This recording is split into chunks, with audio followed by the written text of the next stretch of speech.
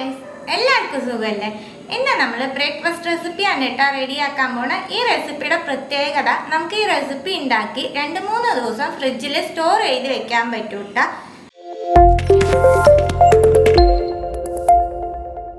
1/4 cup ഗോതമ്പ് മാവ് എടുത്തിട്ടുണ്ട്, അത് ഒരു ബൗളിലേക്ക് ഇട്ട് കൊടുക്കാം. 1/4 കപ്പ് മൈദ എടുത്തിട്ടുണ്ട്, മാവിന് ആവശ്യമായിട്ടുള്ള ഉപ്പ് ചേർക്കാം. 1 ടീസ്പൂൺ എണ്ണ ചേർക്കാം. അപ്പം ഞാൻ 1 കപ്പ് ഗോതമ്പ് മാവ് 1 കപ്പ് മൈദയാണ് എടുത്തേക്കണത്. നിങ്ങൾ വേണമെന്നുണ്ടെങ്കിൽ 2 കപ്പും ഗോതമ്പ് മാവ് തന്നെ യൂസ് ചെയ്യാം കേട്ടോ. ഇതെല്ലാം ഫസ്റ്റ് ഒന്ന് മിക്സ് ചെയ്ത് കൊടുക്കുക. കുറേശ്ശെ വെള്ളം ചേർത്ത് ചപ്പാത്തി മാവ് കുഴച്ചെടുക്കണ പോലെ കുഴച്ചെടുക്കാം. മാവ് നല്ല സോഫ്റ്റായിട്ട് കുഴച്ചെടുത്തിട്ടുണ്ട്. ഡ്രൈ ആവാണ്ടിരിക്കാൻ ഇതിൻ്റെ മുകളിൽ കുറച്ച് എണ്ണ സ്പ്രെഡ് ചെയ്യുന്നുണ്ട്. മാവിന് ഒരു മസാല റെഡിയാക്കണം. അതുവരെ മാവ് റെസ്റ്റ് ചെയ്യാനായിട്ട് മാറ്റി വയ്ക്കാം. ഒരു ചെറിയ കഷ്ണം ഇഞ്ചി, 5 വെളുത്തുള്ളി, 3 പച്ചമുളക്, കുറച്ച് വേപ്പില, ഇതൊക്കെ ഒന്ന് നമുക്ക് ഒതുക്കിയെടുക്കാം. എല്ലാം ഒതുക്കിയെടുത്തിട്ടുണ്ട്. ഇനി മസാല റെഡിയാക്കാം. പാനിലേക്ക് 1 ടീസ്പൂൺ വെളിച്ചെണ്ണ ചേർക്കുന്നുണ്ട്.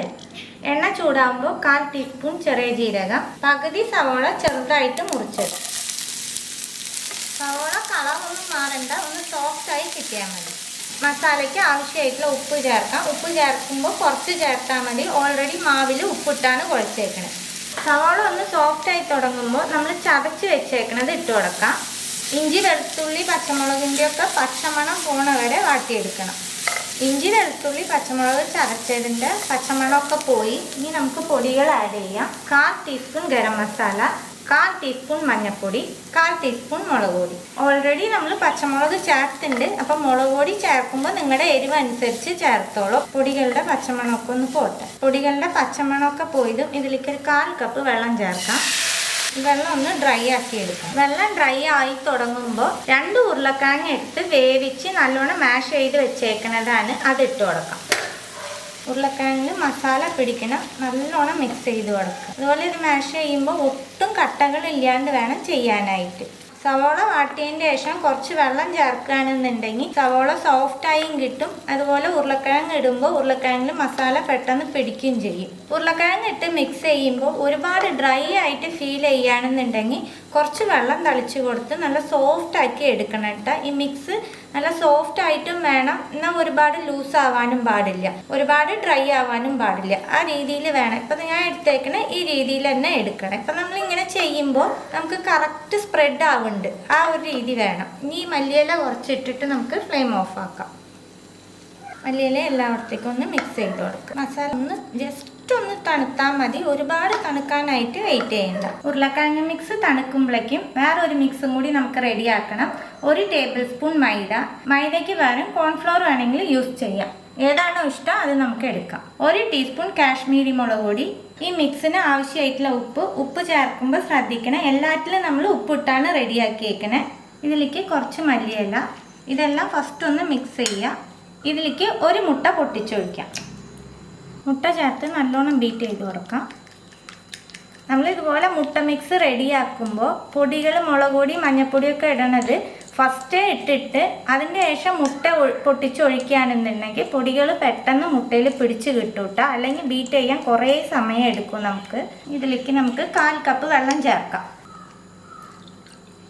എല്ലാം കൂടി ഒന്ന് മിക്സ് ചെയ്ത് നോക്കാം. വെള്ളം വേണമെന്നുണ്ടെങ്കിൽ നമുക്ക് കുറച്ചും കൂടി ആഡ് ചെയ്യാം. ഇനി നമുക്ക് ഈ ഫോർക്ക് മാറ്റിയിട്ട് സ്പൂണിൽ മിക്സ് ചെയ്ത് കൊടുക്കാം. 1 ടീസ്പൂണും കൂടി വെള്ളം ആഡ് ചെയ്യുന്നുണ്ട്. ഈ മിക്സിൻ്റെ പാകം ഇതാണ് കേട്ടോ. ഒരുപാട് കട്ടിയല്ല, എന്നാൽ ഒരുപാട് ലൂസും അല്ല. ആ രീതിയിൽ വേണം നമുക്ക് മിക്സ് ചെയ്തെടുക്കാനായിട്ട്. ഇനി നമുക്ക് ഈ മിക്സ് മാറ്റി വയ്ക്കാം. മാവ് നല്ലോണം സോഫ്റ്റായി കിട്ടി. കുറച്ച് നേരം റെസ്റ്റ് ചെയ്യാൻ വെച്ചപ്പോൾ ഇതൊന്നും കൂടി നമുക്ക് മിക്സ് ചെയ്ത് കൊടുക്കാം. ഒന്നും കൂടി മിക്സ് ചെയ്ത് കൊടുത്തു. ഇനി ഈ മാവ് 2 പോർഷനാക്കി നമുക്ക് എടുക്കാം. നല്ലോണം കറക്റ്റ് റോളാക്കി കൊടുക്കുക. ഇതിന്ന് ഒരു റോള് ഫസ്റ്റ് എടുക്കാം. ബോളിലേക്ക് കുറച്ച് മൈദ സ്പ്രെഡ് ചെയ്യുന്നുണ്ട്. ഇതിൻ്റെ മുകളിലും കുറച്ച് മൈദ ഇട്ട് കൊടുക്കാം. നമുക്കിത് സ്ക്വയർ ഷേപ്പിൽ എത്രത്തോളം പറ്റുമോ അത്രത്തോളം നീളം പരത്തിയെടുക്കാം.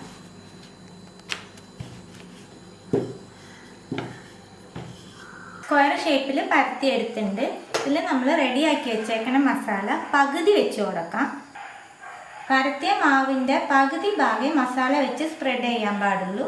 മസാല സ്പ്രെഡ് ചെയ്യുമ്പോൾ നമുക്ക് സ്പ്രെഡ് ചെയ്യാൻ പറ്റണം. ഓവർ ഡ്രൈ ആയി കഴിയുമ്പോൾ മസാല ഇങ്ങനെ സ്പ്രെഡ് ചെയ്യാൻ നമുക്ക് പറ്റില്ല. മസാല പകുതി ഭാഗം സ്പ്രെഡ് ചെയ്തു. ഇനി ബാക്കി വരുന്ന ഭാഗം ഇതിൻ്റെ മുകളിലേക്ക് നമുക്ക് വെച്ച് കൊടുക്കാം.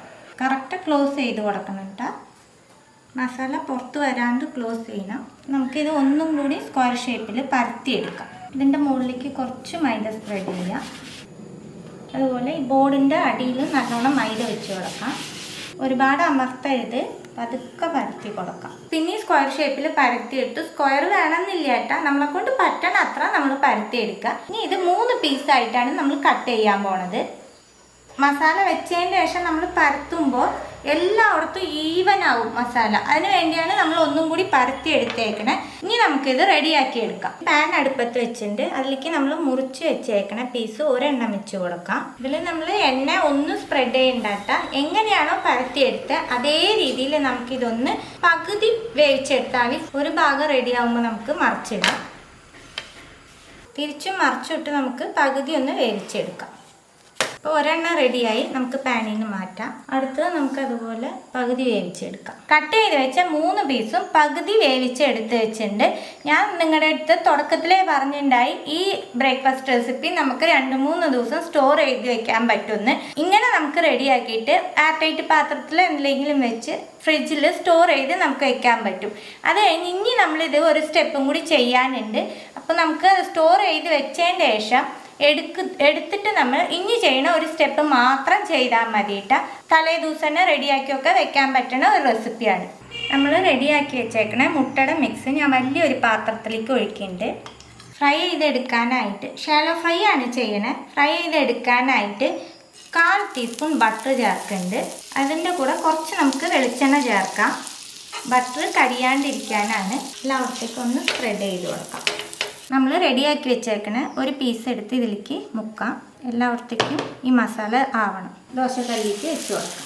2 ഭാഗം നല്ല ബ്രൗൺ കളറായി വരുന്ന വരെ നമുക്കിത് ഫ്രൈ ചെയ്തെടുക്കണം. വേണമെന്നുണ്ടെങ്കിൽ മറിച്ചിട്ടിട്ട് നമുക്ക് കുറച്ച് ബട്ടറൊക്കെ സ്പ്രെഡ് ചെയ്ത് കൊടുക്കാം. അതുപോലെ ഞാനിത് ഇത്ര വലിയ പീസാക്കി എടുത്തുന്നേ ഉള്ളൂ. നിങ്ങൾക്ക് ഇത് ചെറിയ ചെറിയ പീസാക്കിയിട്ട് പോലും സ്റ്റോർ ചെയ്ത് വെക്കാൻ പറ്റൂട്ടാ. ഒരു ഭാഗം റെഡി ആകുമ്പോൾ നമുക്ക് മറിച്ചിടാം. വേണമെന്നുണ്ടെങ്കിൽ ബട്ടർ തേച്ച് കൊടുക്കാട്ടെ. മറിച്ചിട്ടതിന് ശേഷം ഞാൻ ഒറ്റ പ്രാവശ്യം തേക്കിനുള്ളൂ. ഇതുപോലെ നമുക്ക് 2-3 പ്രാവശ്യം തിരിച്ച് മറിച്ചിട്ട് റെഡിയാക്കി എടുക്കണം. ഒരെണ്ണം റെഡിയായി, നമുക്ക് പാനിൽ നിന്ന് മാറ്റാം. അടുത്തത് നമുക്ക് ഇതേപോലെ റെഡിയാക്കി എടുക്കാം. ഇതുപോലെ നമുക്ക് കട്ട് ചെയ്ത് വെച്ചേക്കണൊക്കെ റെഡിയാക്കി എടുക്കാം. കട്ട് ചെയ്തെടുത്തതൊക്കെ നമ്മൾ റെഡിയാക്കി എടുത്തിട്ടുണ്ട്. നല്ല ടേസ്റ്റുള്ള ഒരു ബ്രേക്ക്ഫാസ്റ്റ് റെസിപ്പിയാണ് കേട്ടോ. നല്ല ഹെൽത്തിയും കൂടിയാണ്. നമ്മൾ ഓവർ ഓയിലൊന്നും യൂസ് ചെയ്തിട്ടില്ല. അതിൽ മൈദയ്ക്ക് പകരം നിങ്ങൾക്ക് ഗോതമ്പാവ് യൂസ് ചെയ്യുകയും ചെയ്യാം. അപ്പോൾ എല്ലാവരും തീർച്ചയായിട്ടും ട്രൈ ചെയ്ത് നോക്കണേ. ട്രൈ ചെയ്ത് നിങ്ങളുടെ ഫീഡ്ബാക്കൊക്കെ അറിയിക്കുക. പുതിയൊരു റെസിപ്പി ആയിട്ട് അടുത്ത വീഡിയോയിൽ കാണാം. See you. Bye.